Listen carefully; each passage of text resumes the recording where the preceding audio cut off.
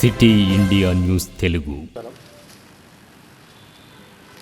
పాత్రికేయుల మిత్రులకు మరియు నాతోటి మత్స్య సహకార సంఘాల గ్రామస్థాయి సంఘాల అధ్యక్షులు నాకు సహకరించి నాతో పాటు వచ్చిన మా అధ్యక్షులందరికీ కూడా నా పేరు పేరున ధన్యవాదాలు తెలియజేస్తూ నాకు సహకరించుకుంటూ మా సంఘాలలో మాకున్న సమస్యల గురించి నాతో పాటు గలమెత్తి మీకు సపోర్ట్గా మీకు వస్తున్నాము, మాట్లాడతాము. మన మహబూబ్నగర్ జిల్లా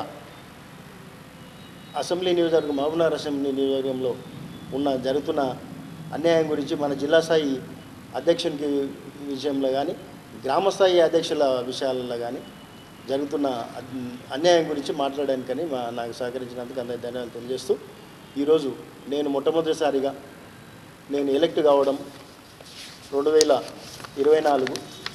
2024 4వ తేదీ 1వ నెల జనవరిలో నేను అధ్యక్షునిగా చీఫ్ ప్రమోటర్గా ఎన్నికబడ్డా. ఆ చీఫ్ ప్రమోటర్ పదవి కాలము 6 నెలలు ఉంటుంది.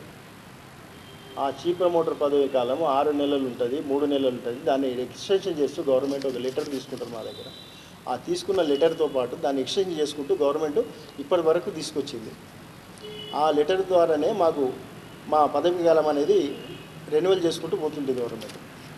మరి ఇప్పుడు ఈ మా కాంగ్రెస్ ప్రభుత్వం ఎవరైతే చీఫ్ ప్రమోటర్లని 21 జిల్లాలలో చీఫ్ ప్రమోటర్లు ఉన్నారో ఆ 21 జిల్లాలలో అధ్యక్షులను తీసేసి ఇన్ఛార్జ్ అధ్యక్షులుగా ఇవ్వడానికి, ఇన్ఛార్జ్ కన్వీనర్గా ఇవ్వడానికి ఏదైతే ఈ కార్యాచరణ చేపట్టిందో అది దాని గురించి చాలా తప్పు అని చెప్పని ఈ సందర్భంగా తెలియజేస్తాను. ఎందుకంటే నేను కాంగ్రెస్ పార్టీకి వానిగా నాకు ఉమ్మడి జిల్లా కాకుండా మహబూబ్నగర్ జిల్లాలో 3 ఎమ్మెల్యేల 2 మండలాలు 5 మంది ఎమ్మెల్యేలకు ఆధ్వర్యంలో నేను జిల్లాకు చీఫ్ ప్రమోటర్గా ఎన్నుకోబడ్డా. మరి దానికి వచ్చి ఇప్పుడు మా కార్యాచరణ ఏం పెట్టిందంటే ప్రభుత్వము ఇప్పుడు రేవంత్ రెడ్డి గారు మంత్రివర్గ సమావేశంలో ఏం ఏంటంటే ఒక జిల్లా చీఫ్ ప్రమోటర్ని తీసేసి ఇన్ఛార్జ్ ఇచ్చేసి వేరే ఎవరిని నియమించాలని చెప్పనని దానికి ప్రపోజల్గా ఒక ఎమ్మెల్యే లెటర్లని అడిగింది. ఆ లెటర్ల కొరకని నేను 3 ఎమ్మెల్యేలని అడగడం జరిగింది. దాంట్లో నాకు వచ్చేసి అనిరుద్ రెడ్డి జడ్చల్ ఎమ్మెల్యే గారు, దాంతోపాటు దేవరకద్ర ఎమ్మెల్యే గారు, మా జిల్లా అధ్యక్షుడు జిఎంఆర్ గారు ఇద్దరు నాకు ప్రపోజల్ నాకు బలపరుస్తూ ఈ పదవి కాలము ఎలక్షను కోఆపరేటివ్ సొసైటీ ఎలక్షన్ ఏదైతే మత్స్యశాఖకు సంబంధించిన ఎలక్షన్ తేదీ ఇచ్చేంత వరకు ఇతనే ఉండాలి మా కాంగ్రెస్ కార్యకర్త అని చెప్పనని మా కాంగ్రెస్ నాయకుడు గతంలో కూడా కాంగ్రెస్ 35 ఏళ్ళకి వెళ్ళి పనిచేసుకున్నాడు కాబట్టి ఇతనే ఉండాలని చెప్పనని నాకు మద్దతుగా నాకు ఇద్దరు లెటర్లు ఇవ్వడం జరిగింది. దీని గురించి స్థానిక ఎమ్మెల్యే ఎన్ఎం శ్రీనివాసరెడ్డి గారి దగ్గర పోయి నేను అడిగిన, అన్న నాకు 2024లో మన ఎమ్మెల్యే ఎలక్షన్లు జరిగిన 1 నెలకు తర్వాత ఎలక్షన్ జరిగిందన్న నాది.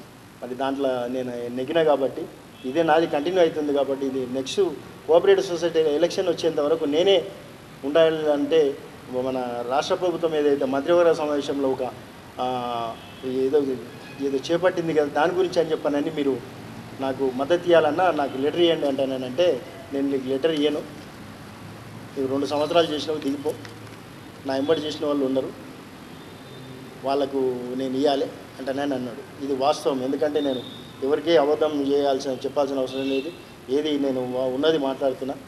ఆయన ఇట్లా అన్నాడు అంటే దానికి నేను మాట్లాడుతూ నేను 30 సంవత్సరాలకి వెళ్ళి కాంగ్రెస్ పార్టీలో పనిచేస్తున్నా కార్యకర్తగా, కానీ పలు విభాగాలలో యువజన కాంగ్రెస్లో కానీ డిస్ట్రిక్ట్ కాంగ్రెస్లో కానీ ఐఎన్టీసీలో కానీ ఫిషరీస్లో కానీ పనిచేసిన ఆ అనుభవం ఉంది. నేను ఇన్నేళ్ళకి వెళ్ళి పనిచేసిన నాకు కాకుండా వేరే వాళ్ళకు ఇస్తాంటే ఎట్లయితుంది అంటే నా ఎంబడి తిరిగిండు నేను చేస్తా ఆయనకు అంటానంటే నువ్వు ఎట్లా చేస్తావన్నా నువ్వు, నేను ఇన్ని సంవత్సరాలు కాంగ్రెస్ పార్టీ 24లో నేను గెలిచినప్పుడు కాంగ్రెస్లో నాకు సపోర్టు 4 డైరెక్టర్లు.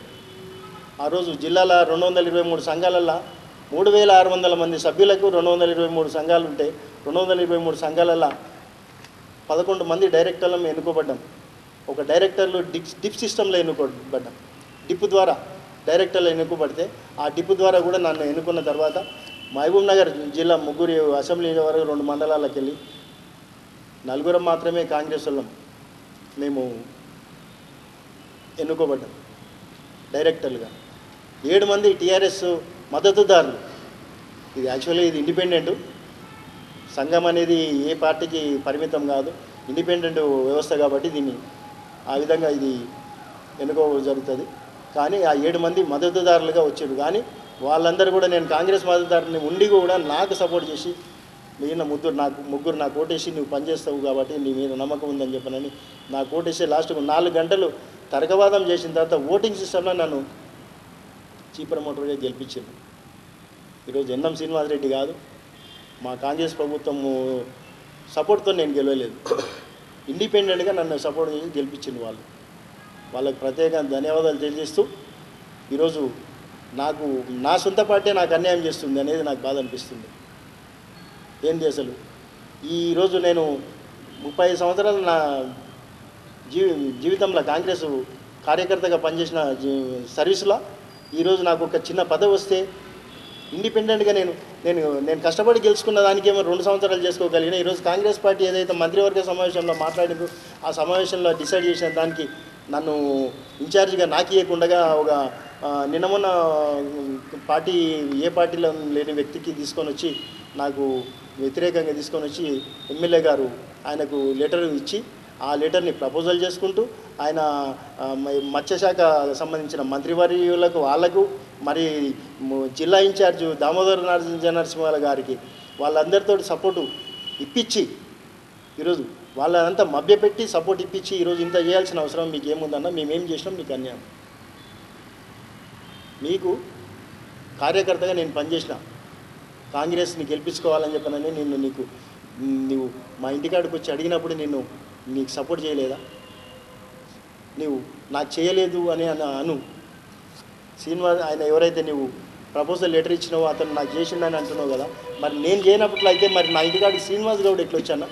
శ్రీనివాస్ గౌడ్ ఇంటికాడికి వచ్చి గొడవ చేసిండు నా ఇంటికాడికి వచ్చి. ఇదేనా నేను ఇంత నీకు సపోర్ట్ చేసి కాంగ్రెస్ అని గెలిపిస్తే కాంగ్రెస్ వాళ్ళని పక్కకి కట్టేసి మొత్తము వేరే పార్టీ జైనింగ్ అయిన వాళ్ళని నువ్వు సపోర్ట్ చేసుకుంటూ నువ్వు ఇది చేస్తున్నావు. ఇది ఎక్కడి న్యాయం? పార్టీకి సపోర్ట్గా ఉండాలి కానీ పార్టీ 30-40 ఏళ్ళకి వెళ్ళి పార్టీకి పనిచేసిన కార్యకర్తలకు పనుల విషయంలో కానీ దేనిల విషయంలో కానీ ఎలాంటి మీరు సహకారం ఇవ్వకుండా మీరు మాకు అన్యాయం చేయడము, మాకు పదవులు ఏదో వచ్చే సర్వీస్ ఏదో చిన్న సేవ చేసే కార్యక్రమం చిన్న పదవులు మావి, ఈ పదవిని కూడా మమ్మల్ని గుంజుకొని ఇంకోరికి ఇస్తాంటానని బీసీలలో మాకే తాకులాట పెట్టడం అనేది చాలా దారుణం. ఇది ఇంత అన్యాయం అసలు ఎవరు చేయలేదు. కార్యకర్తకు పార్టీ కార్యకర్తకు అన్యాయం చేయడం అనేది చాలా దారుణం అన్న. ఇది మీరు గ్రహించాలి, పార్టీ గ్రహించాలి. మా డీసీసీ అధ్యక్షుల గారికి కూడా చెప్పిన నేను దీని గురించి చెప్తే మీరు లోకల్ ఎమ్మెల్యే గారికి ఓటర్ కాబట్టి మీరు ఆయనని అడిగాను అన్నారు. మరి ఈ విధంగా ఇట్లా జరిగితే ఏంది? మాకు అన్యాయం జరిగితే ఏంది పరిష్కారం? మేము కొట్లాడేది పార్టీ కొరకు కొట్లాడేది, పార్టీని గెలిపించేది. ఆ రోజు నేను 24లో నేను గెలిచిన రోజు నేను కాంగ్రెస్ కార్యకర్తగా కాంగ్రెస్ నాయకునిగా అంతకుముందు నేను ఫిషరీస్ ఉమ్మడి జిల్లా కన్వీనర్గా 7 సంవత్సరాలు పనిచేసిన. 7 సంవత్సరాలు పనిచేసిన ఉమ్మడి జిల్లాలో ఎన్నో సందర్భాలలో నేను వాళ్ళకు గాంధీ భవన్లో all India fishery improvement society వాళ్ళ దాంట్లో కూడా నేను ఎన్నో సందర్భాల్లో కార్యకర్తలను కూడా పంపించడం జరిగింది.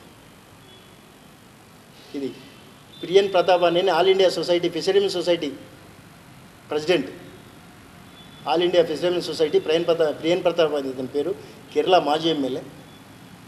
2009 ఆ ప్రాంతం ఆ రోజులలో నేను అధ్యక్షునిగా ఉమ్మడి జిల్లా ఉన్న కాంగ్రెస్ ఫోరంలో అప్పటికెళ్ళి కూడా నేను ఫిషరీస్ కమ్యూనిటీకి పనిచేసుకుంటూ వస్తున్నాను నేను.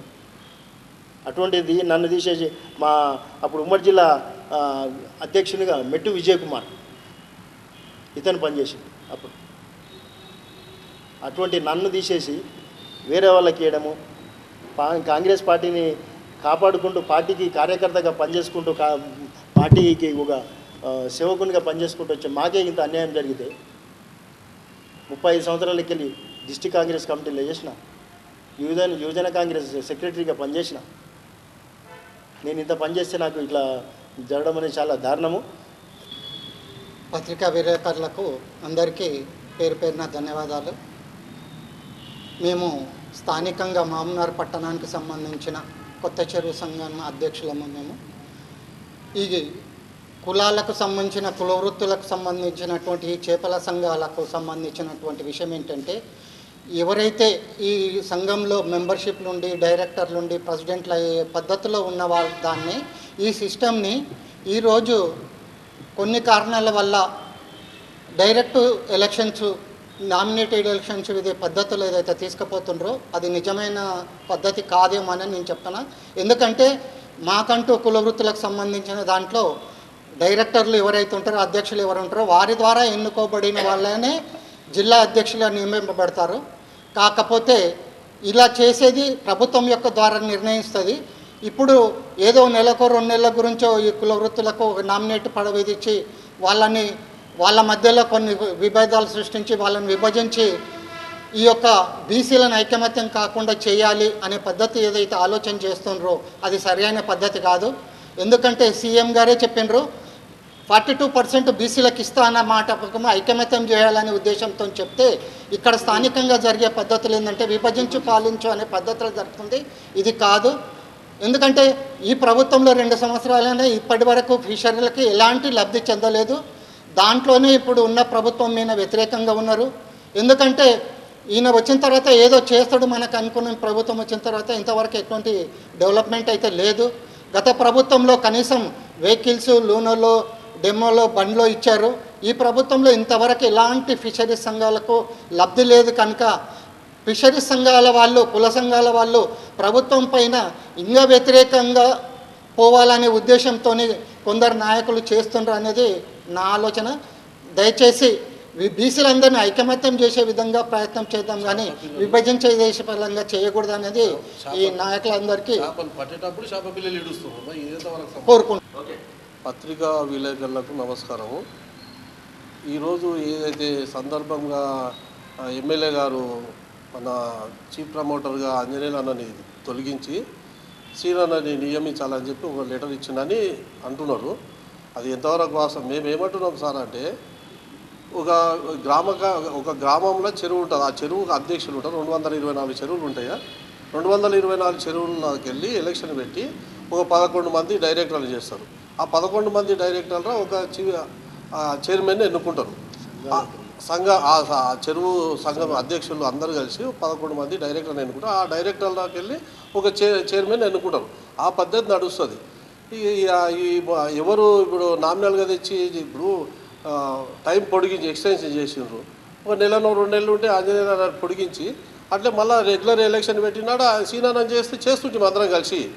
అది కాకుండా ఏ ప్రెసిడెంట్ ఈ 224 సంఘాల ప్రెసిడెంట్లకు ఎవరికి ఇన్ఫర్మేషన్ ఇవ్వకుండా లోపల లెటర్ తెచ్చుకొని ఎంతవరకు సమంజసము?